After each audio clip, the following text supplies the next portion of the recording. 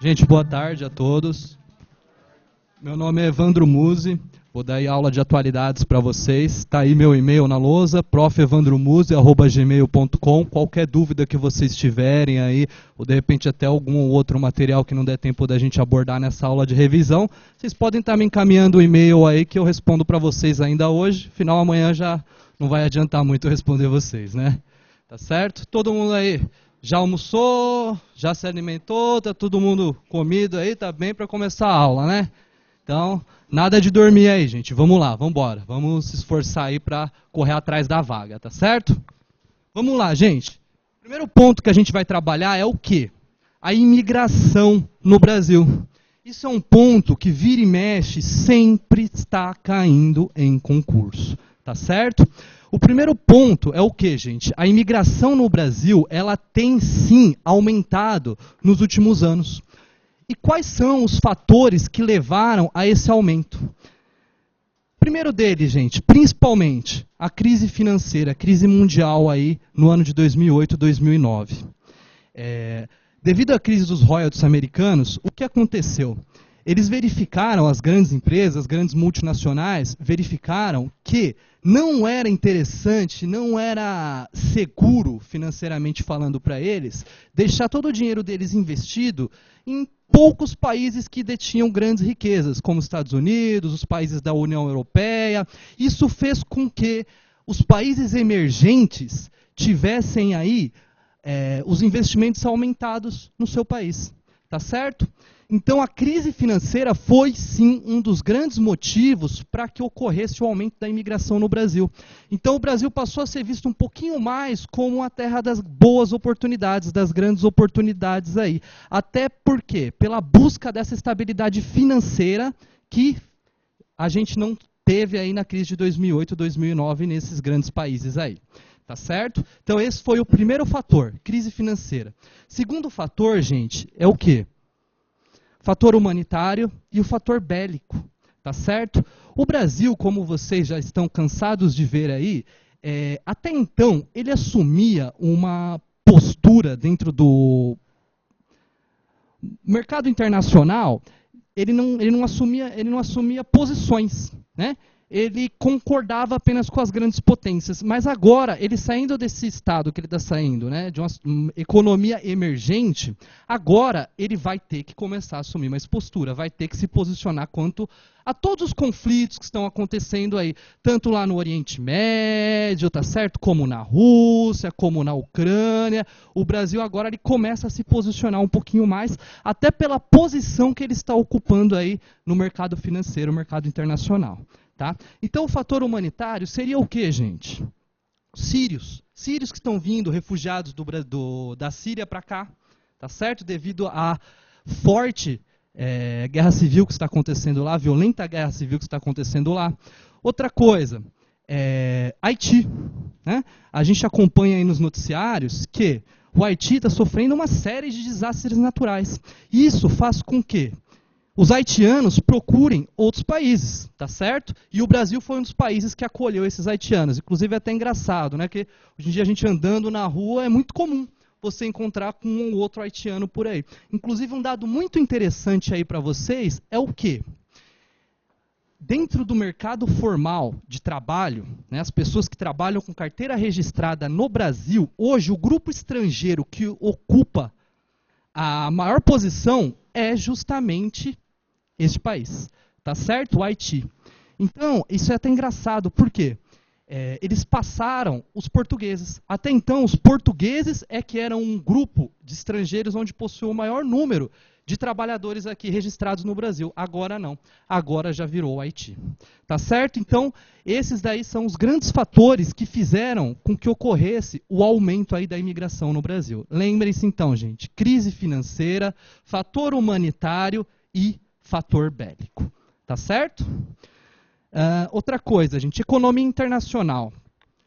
Como a economia está hoje em dia, depois da crise financeira? Ainda estamos enfrentando aí os resquícios da crise. tá certo? Os países ainda estão se estabilizando novamente, só que ainda temos esses resquícios. Pegamos lá, Espanha, Grécia, Croácia, esses países, gente, ainda enfrentam déficit financeiro, ainda enfrentam alto nível de desemprego, então ainda estamos enfrentando aí os reflexos da crise de 2008, 2009, tá?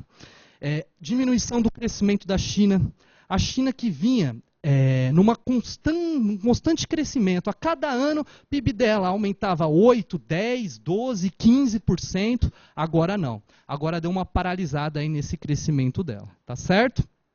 Por conta de vários fatores, inclusive também o fator da crise aí, que também impactou diretamente. Tá? Economia brasileira. Eu vou passar alguns números aqui para vocês. Relaxa, não esquenta a cabeça, vocês não precisam decorar os números aí para a prova de vocês, mas é interessante para que vocês possam fazer essa análise junto comigo aí. Gente, PIB do Brasil, 2010, crescimento 7,5%, 2011, 2,7%, 2012, 0,9%, 2013, 2,5%. Isso demonstra o quê? O crescimento do PIB do Brasil está diminuindo gradativamente. Inclusive agora em 2014 estamos enfrentando uma recessão técnica, tá certo? Até o momento, o que foi diagnosticado pelos economistas é que não teremos um crescimento do PIB. Já está acabando o ano, provavelmente aí no balanço do ano que vem, essa recessão técnica vai sair o técnico do nome e vai se tornar uma recessão de vez aí, tá certo? Qual que é o grande fator, gente, que influenciou nessa queda do crescimento do PIB brasileiro? Indústria. A queda na produção da indústria influenciou diretamente aí no crescimento do PIB, gente. Por quê? A indústria, ela fomenta o mercado como um todo. Ela gera emprego, ela aquece a economia, ela aumenta a arrecadação fiscal, ela melhora o comércio da região, tá certo? Então, o grande fator para o decrescimento do PIB foi o quê? Indústria, tá certo? Isso que vocês têm que guardar aí na cabecinha de vocês para a prova, tá? Outro assunto bacana aqui para a gente relembrar é o que, gente? Síria. Vamos falar do nosso presidente bonzinho lá, aquele amor de pessoa, né? Que é o Bashar al-Assad, tá certo? Bom, vocês que estão acompanhando aí os noticiários, vocês se lembram o que foi a Primavera Árabe? Se lembram? Aquela série de movimentos sociais que ocorreram no Oriente Médio. Até um fato aqui interessante, não sei se vocês sabem por que o Oriente Médio chama Oriente Médio, né? Nós temos lá, se vocês imaginarem aí o globo terrestre, pega o Japão, a China, é denominado o quê? Extremo Oriente. Vocês pegarem, já do lado esquerdo do globo, pegar ali a parte da África, chegando na Ásia, aquele ali seria o quê? O Oriente Próximo. Então, o que fica entre o Extremo Oriente e o Oriente Próximo? O Oriente Médio, tá certo? Por isso esse nome. Tem alguns países ali que são alocados dentro do Oriente Médio, né? Como Irã, Iraque, dentre muitos outros países aí, que inclusive vivem em guerra, se a gente acompanhar os noticiários aí. Por quê? É uma questão religiosa. Assim como Israel e Palestina, que disputam, né, vivem disputando aí pela faixa de Gaza, tá certo? Que é um território que eles consideram sagrado. Se você for ver bem, o que tem lá? Não tem petróleo? Não. Tem minério? Não. Não tem abundância de nada. É uma terra inóspita. Porém, tem um cunho religioso para eles, né? Para a religião que eles seguem lá, é uma área sagrada. Logo, cada um quer que aquela área faça parte do seu país. Assim como também o próprio Oriente Médio, onde você tem ali as margens do Rio Jordão, que já foi cenário de várias e várias disputas, e continuamos tendo aí as revoluções por lá, as guerras, etc. e tal. Então, gente, falando aí da Primavera Árabe, é importante, né? Inclusive, Primavera Árabe foi tema da última prova do Tribunal de Justiça, tá certo? Para escrevente técnico judiciário, para quem prestou aí está lembrado. O que acontece, gente? É importante vocês se lembrarem que dos países envolvidos na Primavera Árabe, o único que não foi deposto foi o nosso amiguinho lá, Bashar al-Assad, tá certo? Que inclusive agora ele foi reeleito. Democraticamente, né? Imaginemos como se deu isso, né? Então, gente, guardem isso. O único presidente que ainda não foi destituído foi Bashar al-Assad, tá? Bom, presidente do Egito, Hosni Mubarak, foi destituído do poder. Até um fato interessante aqui para vocês saberem, eu não sei se, né, se vocês acompanharam a fundo esse caso da Primavera Árabe, porém, essas manifestações que ocorreram no Egito, elas duraram aproximadamente aí 18 dias. Em 18 dias de manifestação sobre o governo do antigo presidente Mubarak, morreram aproximadamente 1000 pessoas, tá certo? Ele foi julgado pelo Tribunal do Cairo agora recentemente. Nesse primeiro julgamento, ele foi considerado culpado e a pena que ele teve foi o quê? Uma pena de prisão perpétua. Porém, esse julgamento ele foi anulado. A sentença desse julgamento foi anulada e ele foi submetido a um novo julgamento. Nesse novo julgamento, ele foi inocentado dessas mais de 1000 mortes aí, tá certo? E alguns crimes de corrupção. Moral da história, ele foi condenado apenas por alguns outros processos que ele já estava respondendo anteriormente, também por crimes de corrupção. Então, ao invés de ele pegar uma pena perpétua lá, ele está respondendo hoje por uma pena de aproximadamente 3 anos. Pequena diferença, né? Então, é isso aí, gente. Então, vocês têm que lembrar, tá certo? O quê? No Egito, agora, recentemente, há pouco tempo, ocorreu a reeleição do outro presidente, o conhecido como General Al-Sisi. Tá? O que é importante vocês saberem dele? Assim que o Mubarak foi destituído do poder, ocorreu a eleição de um outro presidente, tá certo? Que foi denominado... Só um minutinho para confirmar o nome para vocês aqui. O Mohamed Morsi. Mubarak foi destituído, quem foi eleito foi o Morsi. O que acontece? Esse atual presidente, o Al-Sisi, ele foi um ativista de extremo peso no quê? No golpe de Estado que retirou Mohamed Morsi e ele entrou no poder. Foi nomeado presidente. Tá? Vai ficar no poder aí por mais 7 anos. Tá? Ao contrário do Brasil, com o mandato aí é de 4 anos, lá é de 7 anos. Daqui 7 anos ele vai poder se reeleger, vai poder se candidatar de novo para um próximo mandato aí, tá certo? Então guardem isso na cabeça. Egito, após Primavera Árabe, já queda do antigo presidente, eleição de um novo, golpe de Estado para a eleição do general Al-Sisi. Tá certo? Outra notícia interessante aqui, gente, que é importante vocês saberem e que provavelmente, sim, vai cair na prova de vocês, aí vocês vão se lembrar de mim, né? Falar, o professor falou isso, realmente. É o que, gente? Crise na Ucrânia. Para vocês entenderem um pouquinho o que está acontecendo na Ucrânia, é legal a gente estudar um pouquinho da história. A Ucrânia, ela fica localizada ali no leste europeu, aonde era a região da antiga URSS, a União das Repúblicas Socialistas Soviéticas, tá? O que acontece? A Ucrânia fazendo parte da antiga URSS, isso significa o quê? Temos dentro da Ucrânia resquícios da Rússia. Temos cultura russa, tá certo? Russa dentro da Ucrânia. Então, tivemos ali um acordo que estava sendo efetuado entre União Europeia e Ucrânia. O que era esse acordo? Era um acordo de livre comércio, tá certo? Aonde esse acordo ia facilitar, em termos aí, a vida dos ucranianos. Iam ter livre acesso à União Europeia, à isenção de alguns impostos, etc. e tal. Porém, como a gente sabe que o presidente da Rússia, o Putin, Vladimir Putin, o primeiro-ministro, ele tem algumas brigas aí, tá certo, com os Estados Unidos, com a União Europeia, os ideais deles não batem.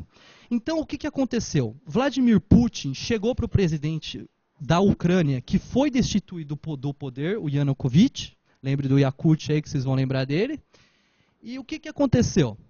Ele chegou para o presidente da Ucrânia e falou, olha, se você não voltar atrás nesse acordo que você fez, eu vou parar de comprar aí as mercadorias suas. Toda a mercadoria industrializada que a Rússia compra ainda da Ucrânia. O presidente voltou atrás na palavra que ele deu com relação ali ao acordo com a União Europeia. Devido a ele ter voltado atrás na palavra que ele deu, ele foi destituído do poder. Tá certo? Ocorreram aí algumas manifestações sociais também na Ucrânia, também com a morte de algumas pessoas de lá. Tá certo? Então, outra coisa interessante aí dentro desse tema foi o quê? A anexação da Crimeia à Rússia. Ocorreu um referendo na Crimeia na qual a população decidiu por bem o quê? Se anexar ao território russo. Isso, gente, é uma tendência que provavelmente outros territórios também da Ucrânia venham a fazer. Por quê? Lembra dessa historinha que eu falei para vocês? A Ucrânia fazia parte da URSS, então temos muitos resquícios da Rússia ali. Tá certo? Bom, então não se esqueçam. Rússia, razão da crise com a Crimeia foi o quê? Esse acordo com a União Europeia. Tá? Bom, anexação da Crimeia nós falamos, vamos falar um pouquinho aqui agora de espionagem internacional, Edward Snowden, tá? Que é um tema em comento aí. Todo mundo já ouviu falar dele, conhece um pouquinho aí do que aconteceu, ex-analista da maior agência de investigações aí do mundo, que é a NSA, tornou a público alguns documentos secretos, tá certo? Documentos esses que revelavam o quê? Revelavam que os Estados Unidos faziam espionagem em todo o mundo, tá certo? Não só com pessoas publicamente protegidas, presidentes da República, ministros de Estado, eles espionavam comunicações secretas. Segundo os relatórios, tá, que foram vazados aí pelo Eduardo, inclusive, não só pessoas publicamente protegidas, não só informações sigilosas e secretas como essas eram espionadas pelos Estados Unidos, mas também como todos nós aqui presentes. Servidores de e-mail, segundo os relatórios, eles têm acesso, fazem essas verificações. Enfim, é totalmente aí uma invasão da privacidade que ocorreu aí com essa espionagem dos Estados Unidos. O mundo inteiro se revoltou com relação a isso. Tivemos aí vários países se manifestando com relação a isso, várias empresas como Facebook, como Google, dizendo que não, que na verdade nós não passamos informações para eles, etc. e tal, mas a gente sabe que na verdade eles nunca vão vir a assumir que fazem isso, né? Tá certo? Então, é importante que vocês tenham essa consciência, tá certo? Que o quê? Edward Snowden foi um herói, se a gente for ver bem, né? Porque poucos teriam a coragem que ele teve de chegar e passar para tornar público esses documentos, né? Com certeza ele é hoje um dos caras mais odiados aí do mundo inteiro aí por conta disso. Sofreu N ameaças de morte de agentes da NSA, ainda vem sofrendo. Aonde que ele está hoje em dia? Exato. Olha que engraçado, gente. Rússia ofereceu asilo para ele. A Rússia tem N brigas com os Estados Unidos. Então, o que nos faz pensar o quê? Que a Rússia ofereceu asilo para ele exatamente para quê? Falar, ó, Estados Unidos, eu não faço tudo o que você quer. Tá certo? Então é meio que uma ameaça, né, querendo ou não, aos Estados Unidos da América. Tá certo? Então, ele teve o visto agora por mais 3 anos renovado. Após 3 anos, ele vai poder ter o visto dele definitivo para poder ficar na Rússia. Tá certo? Foi um grande fomento na mídia esse fato, tá certo? Porque, como eu disse, né, gente, é invasão de privacidade 100% aí, tá certo?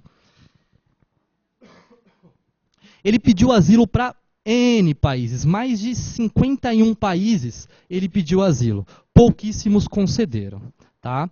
Então, hoje ele se encontra aí na Rússia. Inclusive, gente, eu não sei se vocês sabem, mas é até meio contraditório isso, só que ele foi indicado ao Prêmio Nobel da Paz. Ele teve uma indicação, ao Prêmio Nobel da Paz, causando toda essa guerra, né? Mas ele não ganhou o Prêmio Nobel da Paz. Tá? Ainda bem, né? Bom, Então, gente, vamos falar um pouquinho agora. Quem ganhou o Prêmio Nobel da Paz, vocês sabem? Foi dividido, exatamente. Vocês lembram da Malala? Aquela ativista que lutava para que as crianças pudessem estudar, etc e tal. Exatamente. Lembra que ela estava dentro de um ônibus onde o Talibã foi lá e falou: você quer a Malala? Então toma uma balala, Malala. E quase mataram ela lá, né? Enfim, depois disso ocorreu uma grande repercussão, né? E ela foi indicada e ganhou o prêmio Nobel junto com outro indiano também ativista aí que dizem que já ajudou mais de 100 mil crianças aí com projetos sociais, etc e tal. Também é um tema que vira e mexe cai em prova de atualidades de concurso, é o quê? Prêmio Nobel da Paz. Tá bom? Copa do Mundo, gente. Assunto legal pra gente falar, né? Todo mundo contente. Resultado muito bom, bacana, todo mundo feliz, né? A gente não precisa falar quem ganhou, quem perdeu, que isso aí a gente já sabe de cor e salteado, né? Mas o que pode vir a cair na prova de vocês referente à Copa do Mundo, gente? Gastos. Gastos exorbitantes, tá? Se a gente somar o que foi gasto na construção de estádios, enfim, para construir toda a infraestrutura para essa Copa do Mundo de 2014... Só essa Copa do Mundo de 2014 ela gastou mais do que as últimas 3 Copas do Mundo juntas. Exatamente. É um absurdo. O que nos faz pensar o quanto ainda não será gasto com os Jogos Olímpicos. Tá certo? Então, da Copa do Mundo, o que tem a maior tendência de cair é em relação a isso mesmo, em relação aos gastos, tá certo? Por quê? Porque foi gasto pra caramba, né? Poxa vida. Se você somar as últimas 3 Copas do Mundo, poxa vida, e em uma Copa dá a mesma quantidade de gastos públicos, não dá certo, né? Até porque a gente enfrenta uma situação meio complicada aí no nosso país. Outra coisa também que pode vir a cair referente à Copa do Mundo na prova de vocês é o quê, gente? As manifestações sociais que ocorreram. Exatamente por isso que eu estou falando para você, por causa disso que eu estou falando com vocês. Gente, gastos bilionários para construções de estádios, tá? Enquanto a população pedia lá, poxa, abaixa o preço da minha passagem de ônibus. Não dá para abaixar o preço, mas eu posso gastar aqui 20, 30, 40 bilhões na construção de estádios. Então, esses 2 fatores aí são fatores preponderantes na prova de vocês. Gastos exorbitantes, tá certo? Na Copa do Mundo e, além disso, todas as manifestações sociais que ocorreram por conta desses gastos aí, tá certo? É bacana vocês lembrarem também, aproveitando que a gente está falando de manifestações sociais, todas as manifestações que ocorreram no Brasil inteiro aí no ano de 2014, tá certo? Em cada estado, basicamente, cada manifestação estava pleiteando alguma coisa, né? Em São Paulo, pleitearam em algumas manifestações para que não ocorresse a majoração da tarifa que é cobrada no transporte público, enfim. Então, gente, vocês têm que lembrar, tá certo? Que cada manifestação teve um assunto em específico que foi pauta, tá certo? Lembrem-se disso aí, que também é um assunto que provavelmente caia na prova de vocês. Outra coisa legal para vocês lembrarem é o quê? Legal eu não diria, né? Mas é interessante, é que pode cair na prova de vocês. Ebola, tá certo? Tema em comento, gente. Mais de 3 mil mortos. É gente pra caramba que tá morrendo aí por conta do ebola. Gente, tem suspeita de ebola no Brasil? Teve um primeiro caso de suspeita, sim, tá? Não foi dito que realmente era o vírus ebola, mas teve a suspeita, tá certo? Teve a suspeita onde? Em Cascavel, Paraná. Foi a primeira suspeita do vírus ebola no Brasil, tá certo? O que pode ocasionar, o que em grande parte ocasionou a propagação desse vírus? Gente, globalização, tá aí. Hoje em dia, você vai de um país para outro tão rápido, você pega um avião e vai, 15, 16 horas no máximo, você já atravessou milhares de quilômetros, tá certo? Então, como a crise do ebola afetou vários países, Guiné e muitos outros países ali da África, ele se alastrou aí para a Europa, para os Estados Unidos e o primeiro caso de suspeita que não foi confirmada também no Brasil, tá certo? Um vírus totalmente agressivo. Legal vocês lembrarem sobre o vírus ebola o quê? Ele está sendo equiparado à dificuldade para ser tratado à AIDS, tá certo? Então falou do ebola, lembra aí da AIDS, tá? Gente, Plano Nacional de Educação. Já ouviram falar? Já, né? Plano que foi criado aí agora em 2014, tá certo? Pela Dilma Rousseff, que visa fomentar o quê? O ensino nas diversas esferas. Esfera federal, esfera estadual e esfera municipal. Dentro desse programa do Plano Nacional de Educação, cada ente vai ter que elaborar um projeto que vai ser aplicado em até 10 anos para o quê? Melhorar a qualidade na educação. Se vocês pegarem lá a lei que trata do PNE, ela é uma lei que vocês leem rapidinho lá, em 10 minutinhos vocês vão conseguir ler a lei inteira, e ele tem alguns objetivos, tá certo? Dentre eles, erradicar o analfabetismo, universalização do atendimento escolar, melhoria na qualidade do atendimento, tá certo? Então fiquem atentos aí que é um tema em comento que pode cair na prova de vocês, tá? Bom, vamos tratar por último aqui, gente, do que? BRICS. O que é BRICS? É um bloco econômico? Não. Não é um bloco econômico, tá? Não vamos confundir com bloco econômico, por quê? Bloco econômico, para ser considerado como tal, tem que haver isenção de impostos ou diminuição de impostos, coisa que não há no BRICS. Foi uma associação entre Brasil, Rússia, Índia, China e África do Sul. O BRICS, ele já, na verdade, ele foi fundado, ele não foi fundado agora em 2014, tá certo? Ele já foi fundado faz algum tempinho. Só que ele veio a cair na mídia por quê? Por conta da Declaração de Fortaleza, que foi a última reunião que ocorreu aí no Brasil do BRICS, tá? Aonde eles decidiram criar o Banco do BRICS, que vai ser um banco que vai dar subsídio para os países emergentes, vai emprestar dinheiro para os países emergentes, tá certo? Então não só para os países emergentes, como também para os componentes do BRICS, que são países emergentes também, mas dentre os países emergentes são os que mais se destacam, tirando ali a África do Sul, tá? Legal vocês saberem, a título de curiosidade também aí, o quê? Capital inicial vai ser aí de mais de 20 bilhões que vai ser utilizado aí para a fundação do banco. Esse dinheiro vai ser emprestado para todos os países emergentes, porém, 55% do valor que tiver lá no banco do BRICS só vai poder ser emprestado para os componentes do BRICS. Tá certo? Bom, alguma dúvida? Vocês querem perguntar alguma coisa aí? Vocês estão com uma carinha de cansados aí? O que está acontecendo? Bom, então tá.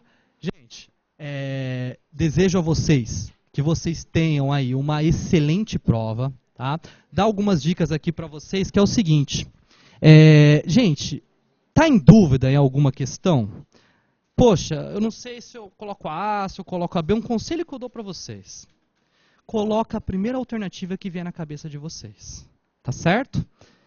Claro, analisou, olhou, releu, não chegou, não sei, eu estou em dúvida entre essa e essa. Coloca a primeira alternativa que vem, porque eu já cansei de ver candidato, mas professor, era para eu ter passado no concurso, chegou lá na última hora, eu mudei, eu achei que era e coloquei. Gente, tá em dúvida, coloca a primeira alternativa aí que veio na cabeça de vocês. Tá certo? Alguém quer perguntar alguma coisa? Não? Estão ansiosos para a prova só? Então tá certo, gente. Boa prova para vocês. Eu quero ver vocês lá no Tribunal de Justiça lá, hein, gente?